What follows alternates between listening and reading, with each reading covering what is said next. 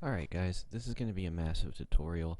Um, this is going to be about the basics of this synthesizer for new people, and if you want to, if you're an experienced user, I'm going to be covering a lot of stuff, so just, you may learn something that you never knew. Who knows? If you want to stick around and watch, you can, but this is going to be geared mainly towards people who are opening the synthesizer for the first time and are a little bit confused and want some help. Massive is a really cool synthesizer. It's a wavetable synthesizer made by Native Instruments. And the first time I heard the word wavetable, I was like, what the fuck is that? What the fuck is a wavetable? So maybe you will think the same thing. So let's just Google it. And we're going to look at an image. Okay, so a wavetable, you can see it in the synthesizer serum, but you can't see it in Massive. Here is a good wavetable. What a wavetable is, from my understanding, don't quote me on this because I'm not an expert, but whenever you play a wavetable, it selects a certain point in this table to play. Hold on.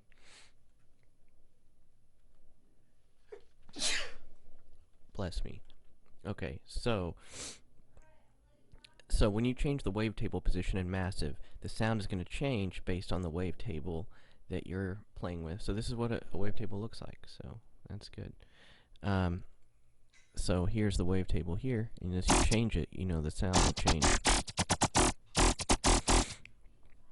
So that's pretty cool.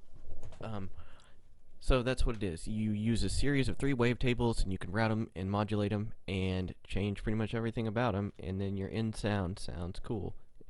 Alright, so yeah, that's a very just what wavetable synthesis is. Anyways, so let's start off at the top. If you click up here on the Massive logo, this little screen pops up and it'll tell you which version you have if you ever need to know that, your license type, serial number, blah blah blah. I don't know if I should be sharing that. I don't fucking know. Anyways, and then the list of people who helped make it a reality was made in 2015. If you ever get stuck on the screen, just click on it and it will go away. Sometimes you accidentally click it. Okay, so here is the top section, and let's start with the file. So under File, you have New Sound, which we'll be clicking now, and it will reinitialize the patch. So you will start out with your basic, what is a saw wave, and that's just the basic patch that it starts off with. So open sound would be to open a sound that you have saved or a preset. And recent files is going to be the recent presets or patches that you had opened. The save and save as function, import KSD sound or batch convert. I believe KSD was what the old file type used to save as. So for example, if you have an older version of Massive, the presets would save as .ksd. Now I think they save as like .nsmv or something like that. Haven't looked in a little bit, but anyways, if you have old patches, you can transfer them over to the new file type. That's what that is for. This options tab is something I actually found recently, which is pretty cool. I've never really looked in here, but under general, you can type your author name, and what that will do is whenever you have to click new sound and these 2 boxes also, but what that will do is when you're looking for sounds, it will show your name on here as the author. I always wondered how to do that, but now I know. Let's go back to options. Yeah, that's pretty much it. The MIDI, I don't use any other kind of controllers or anything, and this is how you set where you want to save your patches at by default. So you can select a file location there. What else do we have? Help. Oh, you can launch the Service Center, which is the Native Instrument Service Center, which will do updates and stuff like that. The manual for Massive, about Massive, and just other stuff that you might find useful. Okay, next is going to be the title of your sound or patch that you have. So right now we don't have anything, but if you click on it, you can browse some recent ones, which is kind of the same menu here. There's different ways to do everything, but that's one way.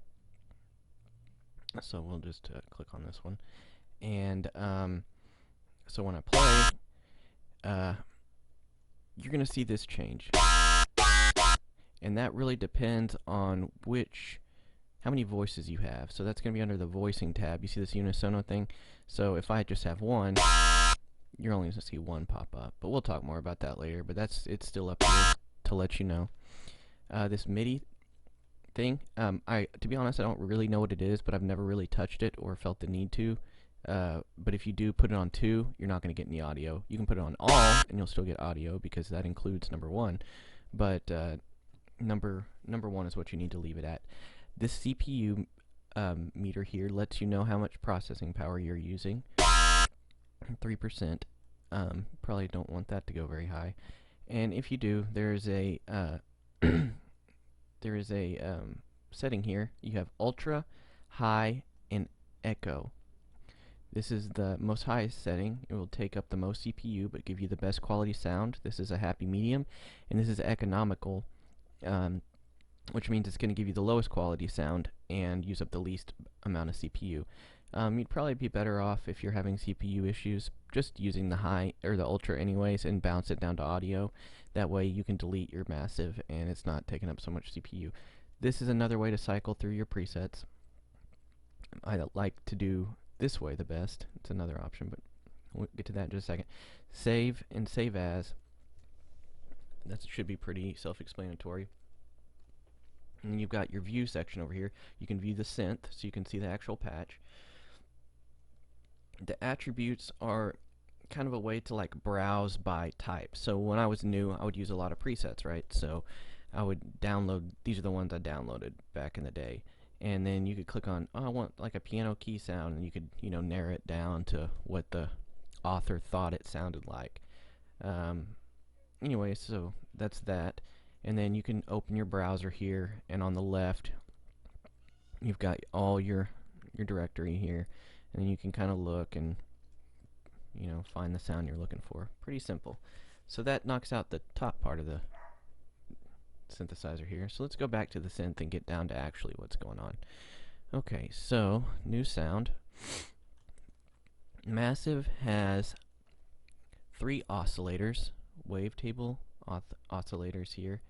It has modulation, another modulation oscillator. Well, actually just one. Never mind. And this controls or modulates these 3 things right here. And you select that by doing all that. But we'll get to it in a little bit. It has a noise oscillator, which you can do white noise. Let's just turn the first one off. Stuff like that. There's a lot of options for that. Feedback, and then it has 2 filters, which are very important. Has a bunch of options right here that we'll go over, and 2 effects generators, and then 2 more on the end, and your amp, and then some macro controls over here. There's a lot to it, but once you kind of understand the basics, the other stuff kind of just makes sense. So let's start with the very top left over here. Once you understand one of these oscillators, you'll understand these 2 obviously. The oscillators, the top little gray section here, you have your power on and off. So that's how it'll make sound. Let me turn this white noise off. If you turn it off, you're going to get no audio, because it's not going to be generating any sounds. So that just lets you know it's oscillator number 1. You got oscillator number 2 and 3 here also. So the next option is going to be your list of wavetables, which is separated into 5 sections. The VA ones I don't hardly ever use. I use the basic ones, the analog and electric, and the digital hybrid. These are the mostly like what I use. But you have all your basic wave table shapes here, like your sine, your square, your saw, triangle, all the basic stuff that these synthesizers should all have.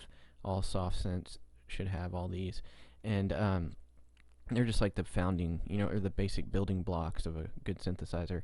Then you have these, which they get a little more complex and weird sounding, and same with the digital hybrid. And the FX and chords, those just sound crazy. Like what the I don't even know what the hell those things are, but it doesn't matter.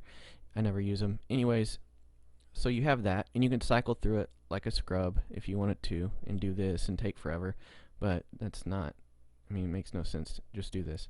And then there are different options here. These will drastically change the sound. The spectrum sounds kind of boring sometimes, depending on what you're doing. Oh, I have math. I don't want that. And then these three are the ones you probably want to use the most. I mean, it just changes the way the wavetable sounds. I don't technically know what it does, but it's cool.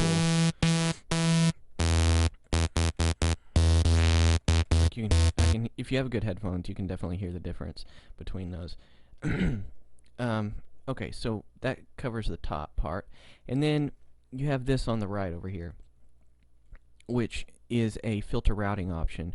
You can isolate it to where it goes to completely filter 1 only, or you can do filter 2 only, or you can double click it and it will go into the middle and it will send an equal amount of signal to filter 1 and filter 2. Okay? Now, here on the inside of the box is the first thing we see is pitch on the left. This will change the pitch of just this one oscillator. So, see how you can do that? If you most people want to do it depending on the sound you make, but me, I usually do it in 12s because a series of 12 is an octave.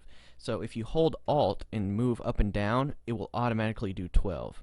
That way, you don't have to sit there and try to get it right back and forth. You might go to 13 or 11 or whatever.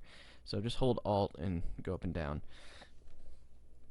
Okay, so next is the wavetable position. So if you look at the top, we have square and saw. The square is going to be all the way to the left. Saw is going to be all the way to the right. And the intensity changes the, kind of like these right here, the intensity changes the sound as well. So you can just have, you can do whatever you want with all these. And the amp changes the volume output of this one oscillator. So it's possible to have them all coming out at different volumes and doing different things. So yeah, just play around with that for about 3 years and then you'll be good. Okay, so next down here on the list is the modulation oscillator. This thing is really cool because it will make your sound sound awesome. I don't use ring mod a lot, but you can. Well, I guess I'll start over here. Same thing, pitch. You can change the sound by moving this knob or modulating it or assigning some type of modulation to it, which we'll get into later. We have your ring mod, your phase, the position of the wavetable, and filter FM. The only one I use really is phase and sometimes filter FM, because if I want to change the position, I mean, I can change it up here. I mean, unless there's something I'm missing, I don't really see the point in that a whole lot. Anyways, so the phase is cool because you can assign it over here to the, you see the oscillator thing? You can choose which one you want, and since we only have oscillator 1 on, then these two aren't going to do anything. So let's try changing the pitch a little bit.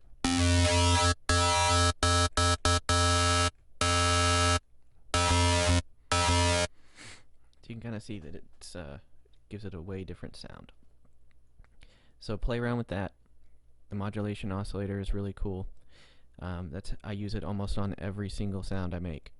Okay, next on the bottom left is the white noise oscillator.